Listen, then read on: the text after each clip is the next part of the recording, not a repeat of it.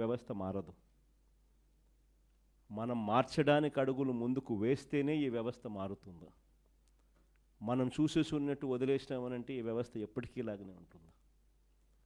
మొట్టమొదటిసారిగా అడుగులు పడింది నిజంగా మన టైంలో పడ్డాయని చెప్పి మాత్రం నేను గర్వంగా చెప్పగలుగుతాను.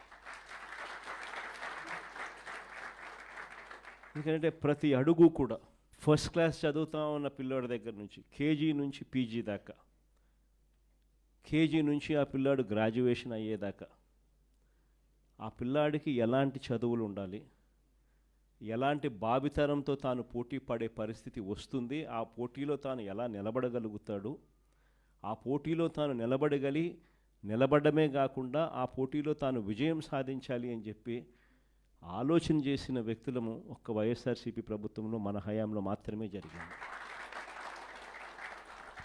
మామూలుగా స్టూడెంట్స్ గురించి ఏ నాయకుడు, ఏ రాజకీయ నాయకుడు ఆలోచన చేయడు, ఎందుకంటే వాళ్ళకు ఓటు హక్కు లేదు కదా అనేది ఫస్ట్. కానీ వాళ్ళే రేపొద్దున భవిష్యత్తు అని ఆలోచన చేయగలిగిన వాడు మాత్రమే రాజకీయ నాయకుడు కాదు, లీడర్ అవుతాడు.